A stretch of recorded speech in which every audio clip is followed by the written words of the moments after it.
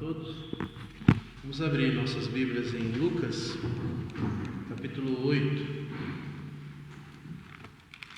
Estava brincando com os irmãos ali na hora do café, que eu já atingi praticamente 100 quilos. Daqui a pouco esse púlpito não aguenta eu e o William. O William tem que descer rapidinho para subir. E é muito bom retornar, irmãos, depois de uma semana fora e pregar para todos. Lucas capítulo 8. Nossa leitura será no verso 1 até o verso 3. Convido você a nós fazermos 2 vezes essa leitura.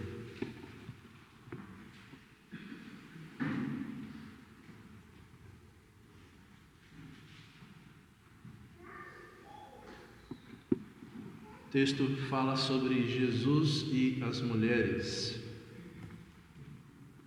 Diz assim: aconteceu, depois disto, que andava Jesus de cidade em cidade e de aldeia em aldeia, pregando e anunciando o evangelho do reino de Deus, e os 12 iam com ele.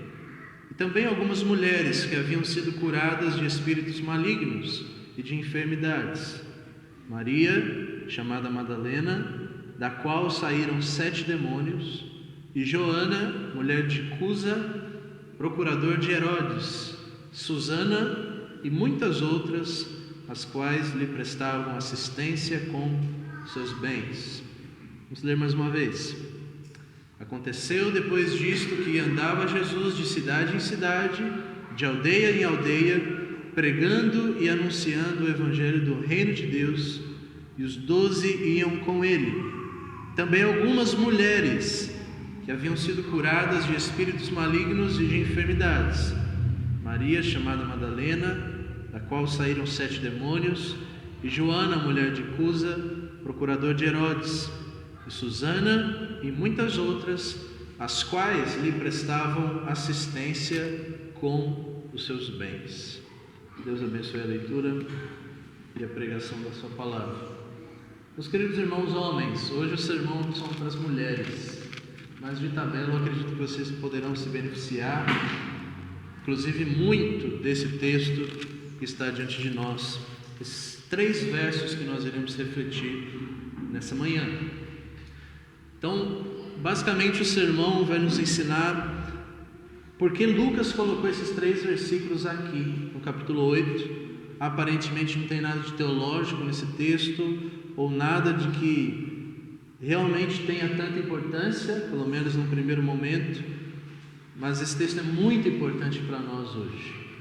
Então eu quero falar sobre a relação que Jesus tinha com as mulheres, a relação que essas mulheres tinham com a fé, e depois como isso se prolongou na igreja cristã, no Novo Testamento e ao longo da história.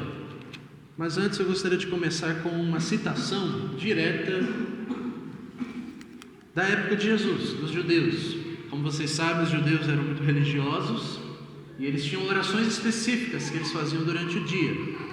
E uma das suas orações, chamada oração matinal, eles oravam assim: Baruch atah Hashem Elokeinu melech haolam shelo asani isha, que significa: bendito sejas tu, eterno nosso Deus, Rei do universo, que não me fizeste uma mulher. Bendito sejas tu, eterno nosso Deus, Rei do universo, que não fizeste-me uma mulher. Era assim que o judeu na época de Jesus orava, assim que ele saía da cama. Era a primeira oração que ele fazia: bendito seja o Senhor, porque eu sou um homem e não uma mulher. Isso é importante para a gente entender o fundamento e o propósito desse texto para o nosso coração esta manhã. Como vocês sabem, o William comentou na segunda leitura, a mulher no tempo de Jesus não era muito respeitada ou tida com muito crédito. E isso basicamente é devido à queda do homem. Se vocês se lembram bem, Gênesis 3, quem deu início à abertura de tentação ali para comer aquele fruto foi Eva. Então os judeus, teologicamente, passaram a entender que a mulher não era um ser muito confiável. Então eles desprezavam a mulher nesse sentido, pelo menos a tradição posterior aos pais, aquela tradição que distorceu muita coisa da Escritura. Então eles começaram a criar uma cultura machista, patriarcal, e eu não estou dizendo aqui no nível socialista, ok? Nem no nível comunista. Eu estou criticando o que deve ser criticado, ao mesmo tempo que não me apegando ao feminismo atual, pela graça de Deus, né? Como vocês sabem, o texto que nós lemos anterior, 2 domingos atrás, da pecadora que ungiu os pés de Jesus, está logo após o capítulo 8, logo anterior. Capítulo 7, a partir do verso 36 ao 50, é aquele relato onde essa mulher, que o texto diz a mulher pecadora, e pecadora não é no sentido normal do termo, todos nós somos pecadores, mas pecadora especificamente quando se refere a um pecado sexual. Então aquela mulher está diante de Jesus e ela chora aos seus pés na mesa, ela banha os pés de Cristo com as lágrimas, ela seca com o seu cabelo, ela beija os seus pés. E você se lembra bem do que aquele fariseu disse para Jesus: se você fosse profeta, você saberia que essa mulher é uma pecadora e não permitiria que ela tivesse essa intimidade com você.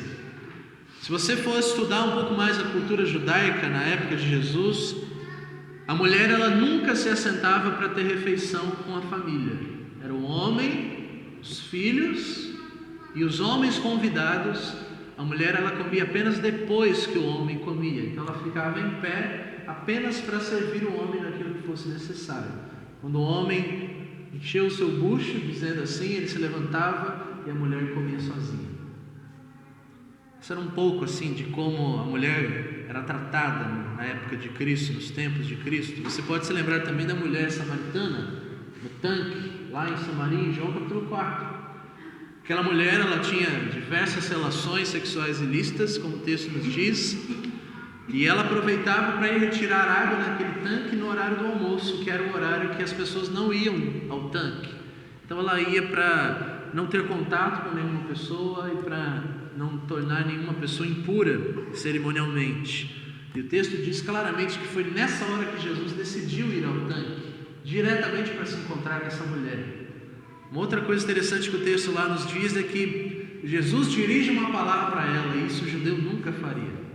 Se você for olhar o Talmud e outros escritos judaicos, diz que uma mulher casada, um homem não poderia falar com ela, nem mesmo olhar para ela. Então, era como se nós tivéssemos mulheres casadas na igreja e os homens olham para a parede quando for passar perto de uma mulher casada. Ela era totalmente ignorada. Alguns vão dizer que isso era devido ao respeito que se dava à mulher casada, mas nós sabemos que o fundamento disso era o preconceito que eles tinham com a mulher. Um dos escritos judaicos também que nós temos guardados até hoje, os judeus tentaram queimá-lo, mas não foi possível. Eles diziam que eles preferiam queimar a lei de Deus e rasgá-la do que colocá-la na mão de uma mulher. A mulher não era permitida a leitura pública da lei na sinagoga por ela ser mulher, e porque elas entendiam que na sinagoga somente os homens poderiam ler a lei de Deus, porque eles saberiam ler com a entonação certa, e a mulher não era treinada para isso. A mulher era vista então basicamente, irmãos, como uma propriedade. Isso era muito claro nos motivos que eles tinham para divorciar de uma mulher. Tanto que a carta de divórcio foi dada justamente por essa dureza do coração dos judeus, porque eles sabiam que o casamento foi criado por Deus para ser um só, eterno, e apenas a morte separaria esse casamento. Então o judeu ele era capaz de matar a sua mulher para que ele pudesse casar-se com outra. Então a carta de divórcio foi dada justamente para proteger a mulher naquele tempo. Se você for lembrar também dos relatos, tanto no Antigo Testamento quanto no Novo, do templo ou do tabernáculo, os homens e as mulheres não cultuavam a Deus juntos. A mulher tinha um campo separado onde só as mulheres entravam, e os homens tinham seu arraial separado onde só os homens entravam. A mulher não poderia conversar publicamente, deveria evitar de ser vista publicamente, ela não poderia empreender-se em estudos específicos, especialmente da lei de Deus. Inclusive no Novo Testamento a gente vê alguma dessas coisas. Lembre-se, por exemplo, de alguns milagres de Jesus, onde, por exemplo, aquele milagre dos 5 pães e 2 peixinhos. O texto diz que Jesus multiplicou comida para 5.000 homens. Eles não tinham o costume de contar mulheres e crianças, apenas os homens. Isso é muito interessante. Como o William disse, a mulher, como ela já não era respeitada, a palavra dela nunca seria aceita como verdadeira num tribunal. Então ela nunca seria recebida como uma testemunha fiel para testemunhar algo. E é justamente isso, irmãos, que o Senhor faz quando Ele escolhe as mulheres para serem as primeiras testemunhas da sua ressurreição.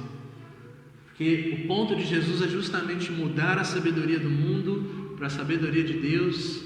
Jesus poderia escolher os melhores investigadores da época para provar que Ele estava ressuscitado, mas Ele escolheu as mulheres para justamente manter essa loucura da cruz e a zombaria do Evangelho. As mulheres testemunhas do Evangelho, e nem mesmo os apóstolos acreditaram nas mulheres. O texto que nós vemos, verso 11, diz que eles receberam aquelas palavras como delírio e loucura. Imagine, você está lá no cenáculo com medo, Jesus acabou de morrer e as mulheres chegam com a ideia de que Jesus não está mais no túmulo lá. E todo o Império Romano está protegendo aquele sepulcro, mas as mulheres dizem que levaram o corpo de Jesus e que ele ressuscitou. Eu gostaria de, à medida que nós caminhamos nesse texto, mostrar para vocês, com diversos outros textos do Novo Testamento, como é que a graça de Deus ao longo da história trabalhou em prol das mulheres e também através das mulheres para alcançar as suas bênçãos. Um dos textos nós já vimos a importância que as mulheres tiveram na ressurreição de Jesus. Alguns vão dizer que Jesus escolheu essas mulheres porque mulheres falam muito, né? Então elas falariam para os confins da terra que Jesus ressuscitou, né? Pode ser um ponto verdadeiro também. Mas se nós lembrarmos do comecinho do livro de Atos, capítulo 1, versos 13 a 14, onde Jesus diz para os seus discípulos ficarem ali em Jerusalém até que do alto fossem revestidos, o texto diz o seguinte, capítulo 1, verso 13: E entraram, subindo ao cenáculo, onde habitavam Pedro e Tiago, João e André, Filipe e Tomé, Bartolomeu e Mateus, Tiago filho de Alfeu, Simão Zelote e Judas, irmão de Tiago. Os 11 apóstolos, exceto Judas, estavam reunidos no cenáculo. Todos estes perseveravam unanimemente em oração e súplicas, e o texto diz, juntamente com as mulheres e Maria, mãe de Jesus, e os irmãos de Jesus. As mulheres já começaram a ganhar um espaço muito diferente do que a cultura judaica dizia. Elas poderiam estar no mesmo ambiente que os apóstolos, orando, inclusive a mãe do próprio Jesus. Se nós olharmos um pouco mais para frente no livro de Atos, capítulo 12, logo após aquele relato que diz que Pedro estava preso e um anjo o libertou, então Pedro sai da prisão e qual que é a primeira coisa que ele faz? Ele vai até o local onde os cristãos estão orando. O texto diz assim: E Pedro, tomando a consciência novamente, disse: Agora sei verdadeiramente que o Senhor enviou o seu anjo e me livrou da mão de Herodes e de tudo que o povo dos judeus esperava. E ao considerar isso, ele correu em direção à casa de Maria, mãe de João, também chamado João Marcos, onde muitos estavam reunidos e oravam. Então João Marcos que escreveu o Evangelho, a sua mãe teve uma importância vital para a igreja cristã no seu início, porque ela cedia a sua casa, que muitos teólogos vão dizer que era justamente o cenáculo onde Jesus se reuniu para tomar ceia com seus discípulos, ou então esse cenáculo inicial do capítulo 1, onde eles se reuniam em oração. Então era uma tradição que os cristãos se reunissem na casa de Maria, mãe de Marcos, para orarem. Quando Pedro chega lá, uma criança chamada Hebe, ela abre a porta, ela vê Pedro, ela acha que é uma alucinação, ela conta para o pessoal, e novamente as pessoas não acreditam no relato de uma criança, muito menos de uma criança mulher. E realmente era Pedro que estava na porta batendo. Se nós olharmos um pouco mais adiante, em Atos ainda, capítulo 16, nós temos o relato de Paulo e Silas indo para a cidade de Filipos. Nessa cidade eles começam a pregar o Evangelho e eles vão procurar um local para oração, porque não existia sinagoga na cidade de Filipos. Se você estuda um pouco mais ainda a cultura judaica, você entende que para se construir uma sinagoga era necessário que nessa cidade estivessem presentes 10 homens que poderiam ser aptos para ensinar a lei. Então, se aquela cidade de Filipos naquela época não tinha uma sinagoga, era porque não tinha esses 10 homens judeus que poderiam ser rabinos dessa sinagoga. Então Paulo não achou uma sinagoga para orar, para buscar o Senhor, e o texto diz que ele vai na beira de um rio para orar, num local onde se costumava orar. O texto diz que Paulo lá se assentou com Silas e Timóteo, e eles começaram a falar para aquelas mulheres que estavam ali. E uma certa mulher chamada Lídia, vendedora de púrpura da cidade de Tiatira, que servia a Deus, nos ouvia, e o Senhor lhe abriu o coração para que estivesse atenta ao que Paulo dizia. E depois que Lídia foi batizada, ela e a sua casa, ela nos implorou dizendo: se vocês me julgaram fiel ao Senhor, por favor entrem em minha casa e fiquem ali. E Paulo diz que ela nos constrangeu a isso. Então, mais uma vez, nós temos um relato de uma mulher convertida ao Senhor, à fé. Ela é batizada, toda a sua casa é influenciada por ela, toda a sua casa se rende ao Senhor, e ela implora para que os apóstolos fiquem na casa dela. Ela abre a porta da sua casa para receber os apóstolos, dar comida para eles, proteção para eles, servi-los. Lídia. Quando nós lemos a carta de Paulo aos Filipenses, justamente a cidade de onde Lídia veio, nós vemos no capítulo 4, versos 2 a 3, que aparentemente uma dissensão, um conflito, uma briga aconteceu entre duas mulheres naquela igreja, e essas duas mulheres chamavam Evódia e a outra chamava Sintique. E Paulo escreve a carta aos Filipenses e ele diz: eu imploro a Evódia e imploro a Sintique que vocês sintam o mesmo no Senhor, que vocês acabem com essa dissensão e retornem à comunhão plena. E escrevendo para aquele que foi o mensageiro da carta aos Filipenses, ele diz assim: eu peço a você, meu verdadeiro companheiro, que ajude essas mulheres, pois elas trabalharam comigo no Evangelho.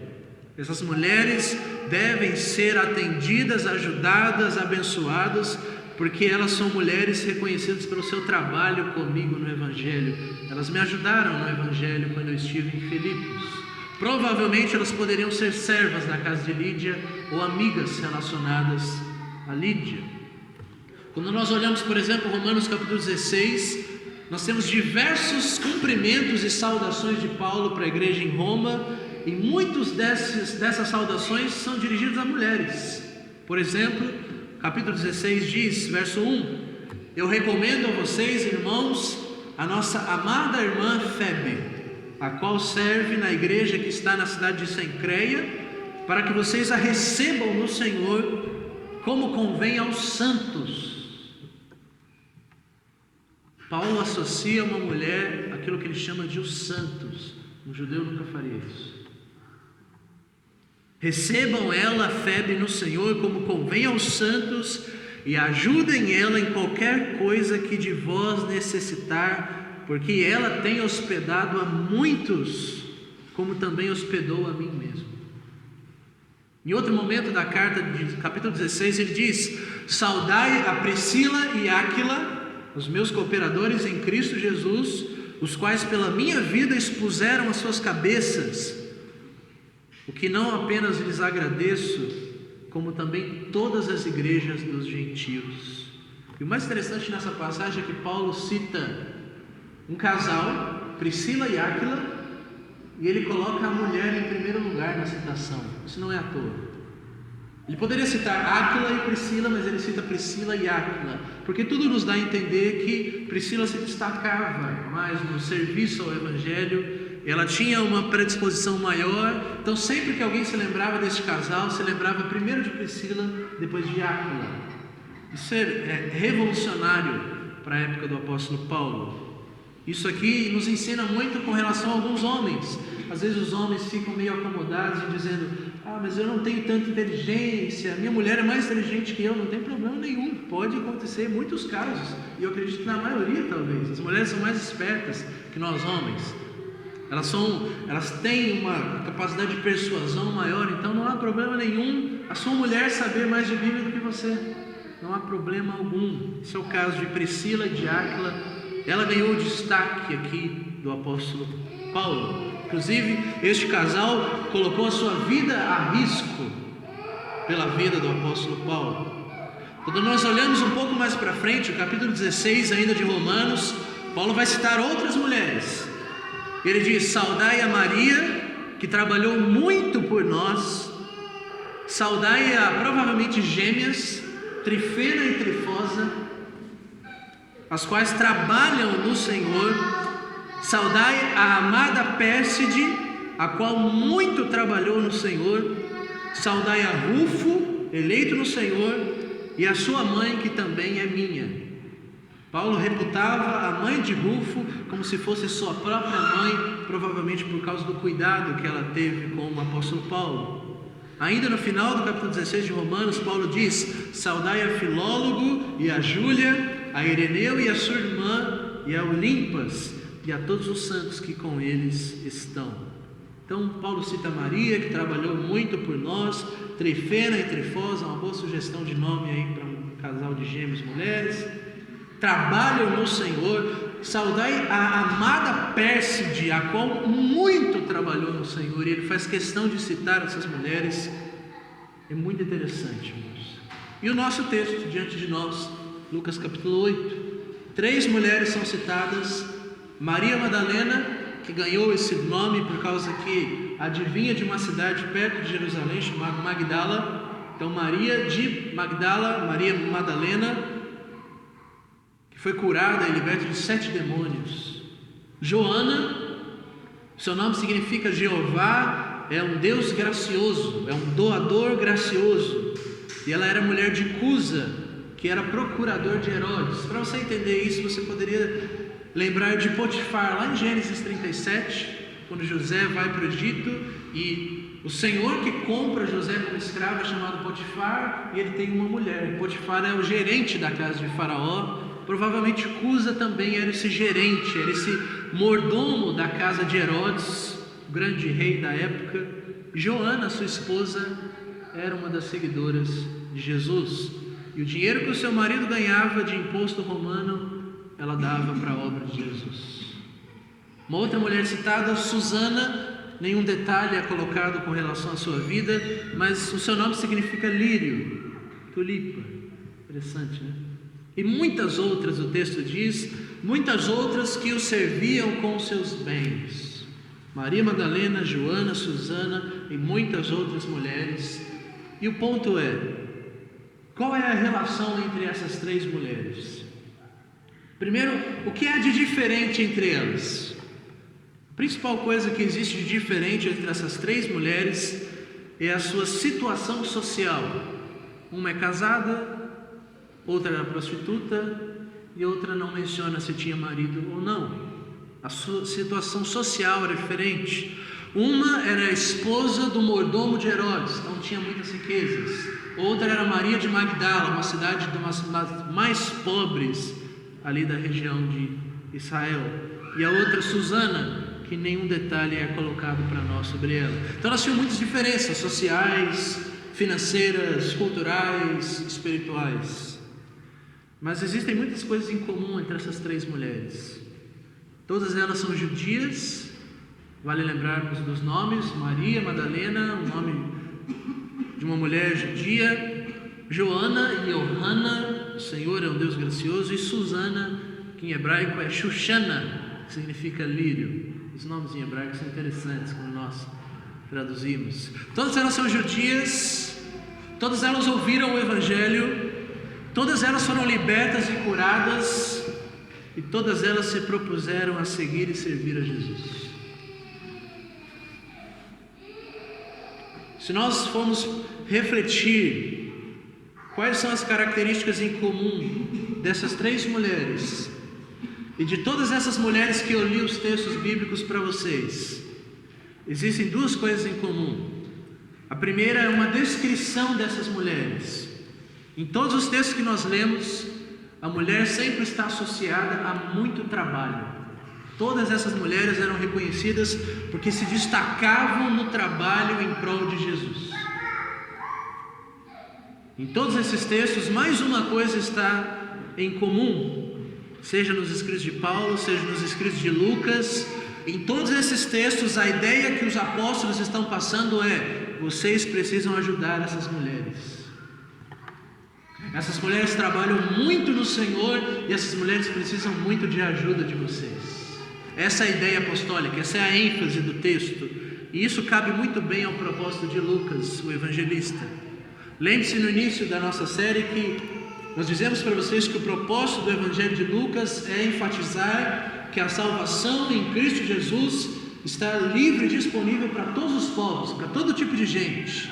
E ele faz questão de enumerar diversos casos: os pobres, as mulheres, aqueles que tinham demônios ou que eram paralíticos. Várias passagens montam o cenário dizendo que Jesus veio para salvar todo tipo de gente, inclusive as mulheres que eram desprezadas em sua época e que careciam não de uma salvação social, mas de uma salvação espiritual, assim como todos os homens. Isso nos leva ao último texto que eu gostaria de ler para vocês, que é o texto da genealogia de Jesus, Mateus capítulo 1. Se você se lembra bem, esse texto é conhecido porque ele cita diversas mulheres na genealogia, e isso não era costume nos judeus. A genealogia era sempre citada com relação aos homens da família, não das mulheres. Mateus, escrevendo para judeus, ele faz questão de citar algumas mulheres e que não eram mulheres muito reconhecidas. Lembre-se, por exemplo, quando o texto diz que Abraão, Isaac e Jacó, ele não cita diretamente essas mulheres, mas se você lembrar das mulheres dos patriarcas, Abraão, Isaac e Jacó, as suas mulheres, Sara, Rebeca e Raquel, as três tinham dificuldades de engravidar, estéreis ou com problemas para engravidar. Quando Deus começa a construir essa história da redenção e utiliza mulheres estéreis para o seu propósito, é justamente para afirmar que a salvação não depende do homem, mas vem do próprio Deus. Ele escolhe justamente mulheres que eram desprezadas na sua época, estéreis. A mulher que não poderia engravidar, ela não servia para nada na época. O que adianta? O texto ainda continua em Mateus 1, diz que Judá, um dos filhos aí dos patriarcas, gerou a Pérez através de Tamar.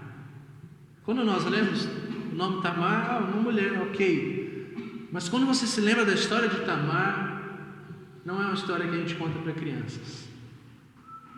Tamar, nora de Judá, perdeu o seu marido, filho de Judá, não tem filhos, vai ser envergonhada, vai ser desprezada na sociedade. O que ela faz? Ela vai em busca de Judá, o seu marido disfarçado de prostituta, deita-se com ele e ela contrai um filho. E através desse filho que nós temos Pérez, através desse filho que nós temos Obed, através desse filho que nós temos Jessé, através desse filho que nós temos Davi, através de Davi que nós temos Jesus.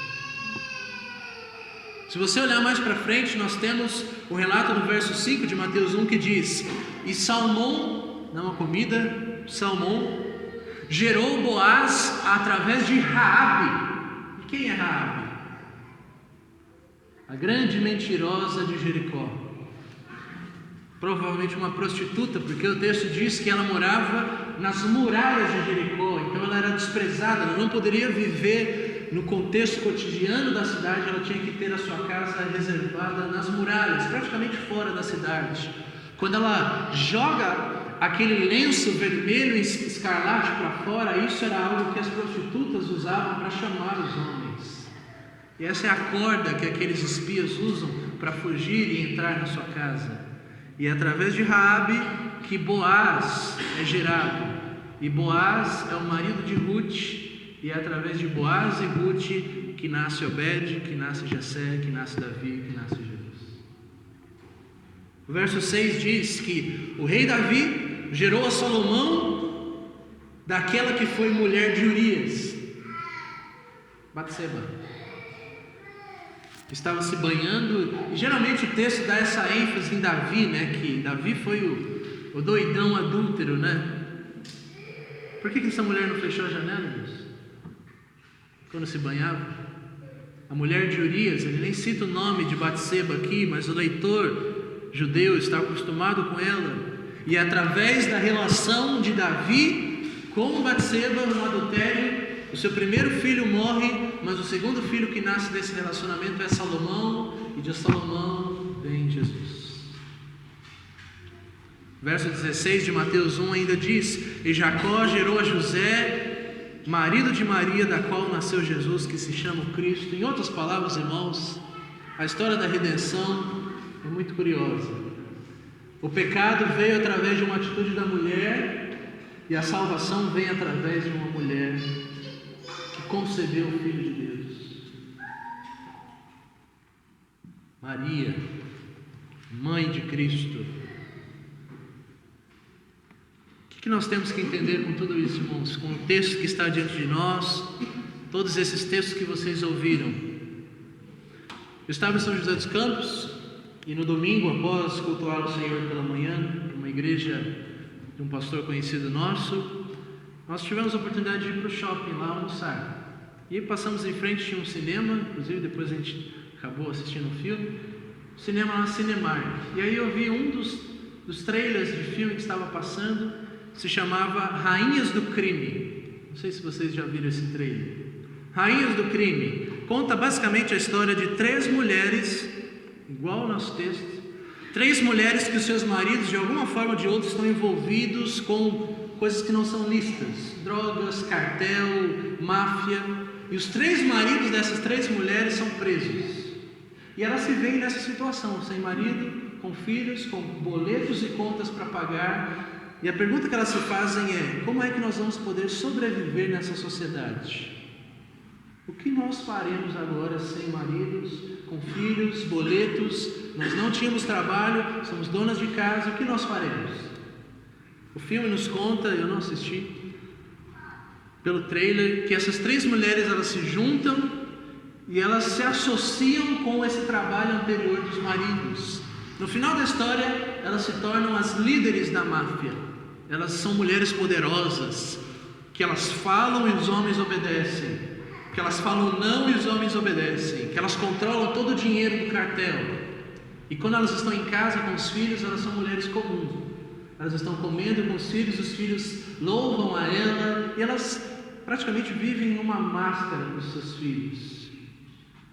A ideia que eu quero trazer para vocês, especialmente vocês mulheres, é a seguinte: quando você, assim como essas 3 mulheres do filme, ou assim como essas 3 mulheres daqui da Escritura, quando você se vê em face do desalento, do desprezo, da situação difícil, desamparadas, traídas, desprezadas, não respeitadas, não valorizadas, para quem você corre nessa hora?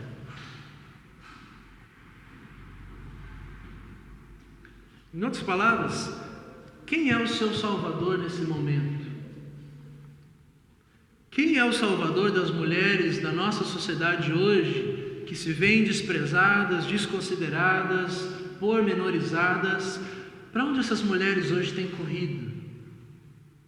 Quem é o Salvador dessas mulheres? Se nós examinarmos a nossa sociedade, as mulheres têm corrido para o feminismo. As mulheres correm para o empoderamento pessoal, a autoafirmação. Os homens nos negaram, então a grande solução que nós vamos buscar é começarmos a afirmar. Nós temos que buscar os meus direitos, nós temos que buscar os meus trabalhos, os mesmos salários, nós não temos que ficar em casa, nós vamos trabalhar fora de casa, e todas essas coisas em princípio são boas, não são pecados, irmãos.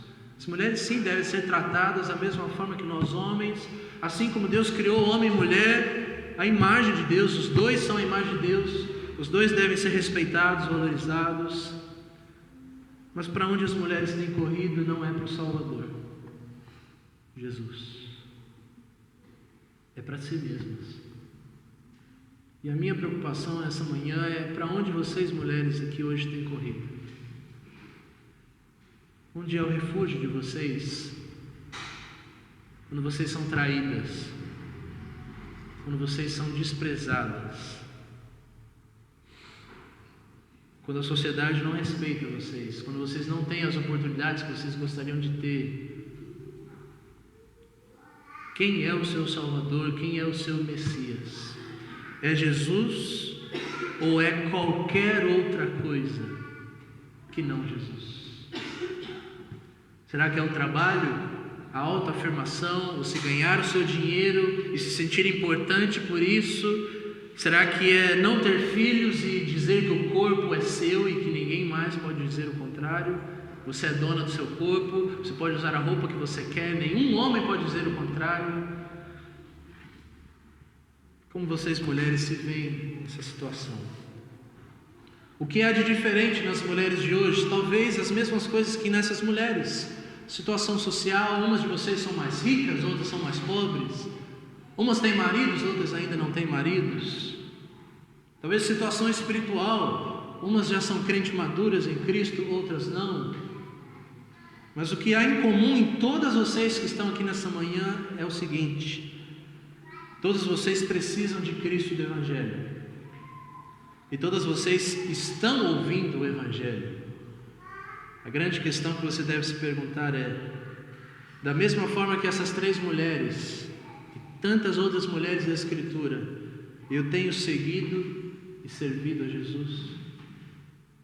A minha vida está sendo colocada para o serviço de Deus e do reino de Deus? Assim como Cristo, de cidade em cidade, aldeia em aldeia, Ele pregava o Evangelho, inclusive para as mulheres. Como você tem respondido ao Evangelho? Para isso eu tenho algumas conclusões. Tentar mostrar através dessas conclusões como são as mulheres que seguem e servem a Jesus. Qual é o modelo do Novo Testamento de mulheres que seguem e servem a Jesus? Para isso eu tenho 4 conclusões.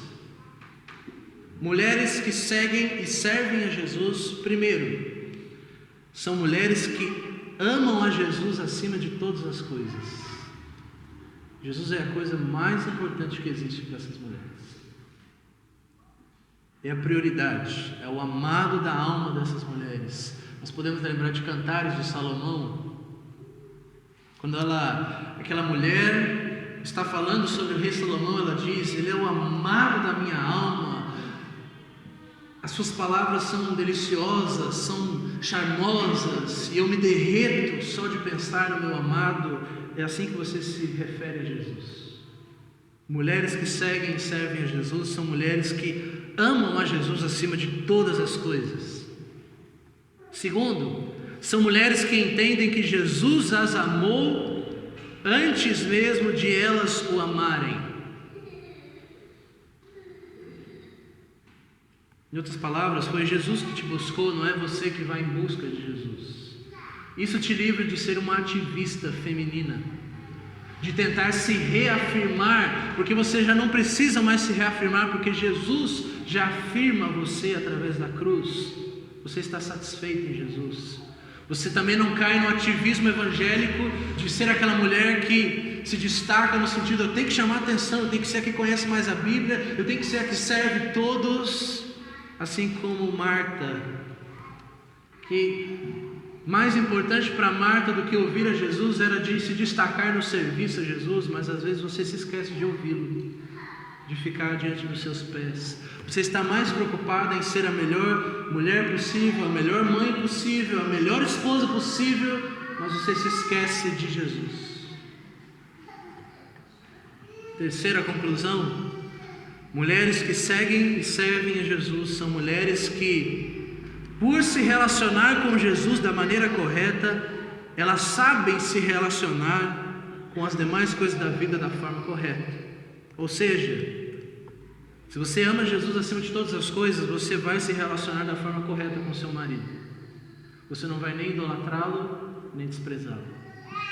Você sabe se relacionar da forma correta com seus filhos. Você não vai idolatrá-los, nem desprezá-los. E não vai colocá-los acima do seu marido, porque a sua aliança é com o seu marido, assim como a sua aliança espiritual é com Cristo. Se você se relaciona da forma correta com Jesus, você se relacionará da forma correta com a sua casa.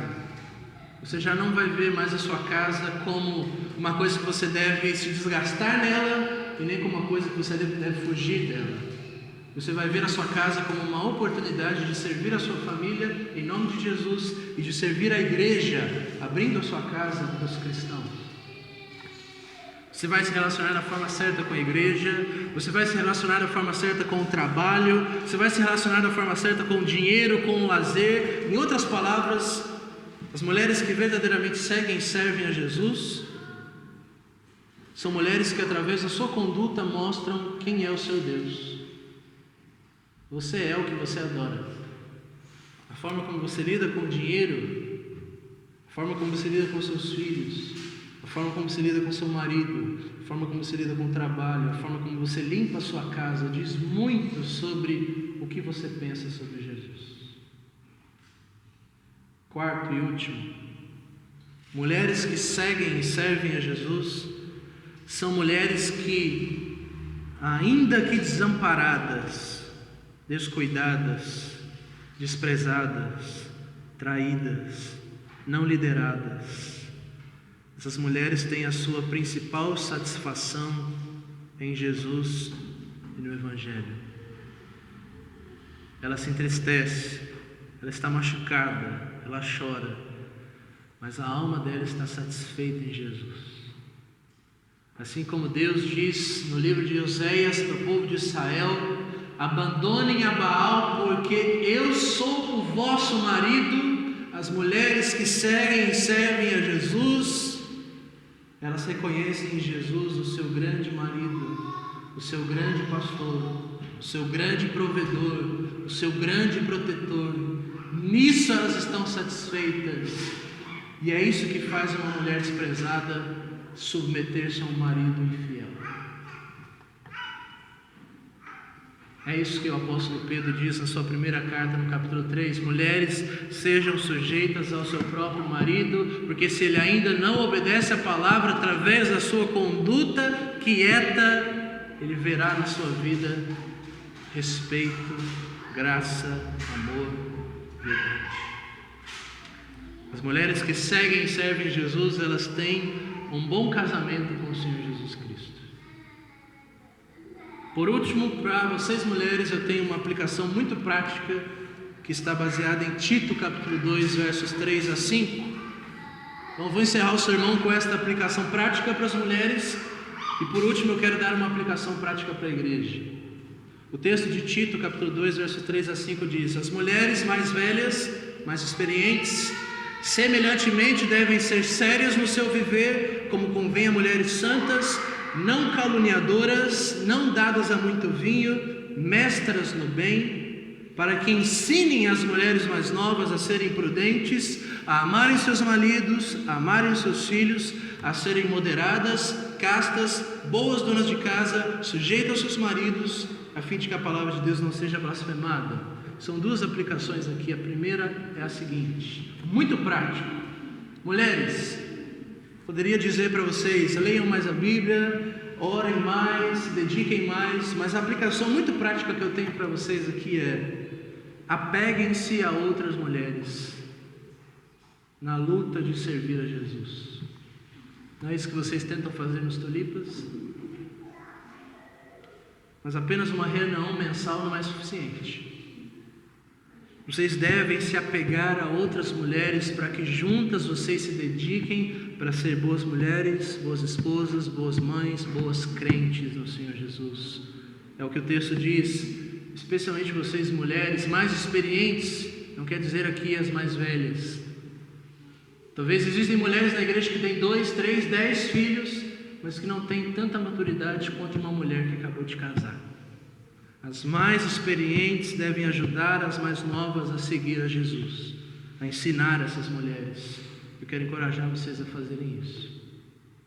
Quero encorajá-los porque o texto diz no final do verso 5, que se vocês não forem essas coisas que o texto diz, a palavra de Deus será blasfemada. A palavra de Deus será inutilizada, porque o mundo não verá na sua vida o que a palavra de Deus diz. você vai desprezar a palavra de Deus com a sua conduta.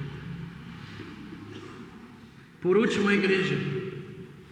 2 palavras. Primeiro, irmãos, a forma como nós tratamos com as nossas mulheres diz muito ou nada sobre a nossa fé em Jesus. Então nós temos que refletir como é que nós temos lidado com as nossas mulheres. E com as nossas mulheres eu não me refiro apenas você com a sua esposa. Eu me refiro nossas mulheres no sentido lato sensu, no sentido mais geral. Nós somos uma igreja de Cristo, nós estamos pactuados com Cristo, então a sua esposa indiretamente é responsabilidade minha.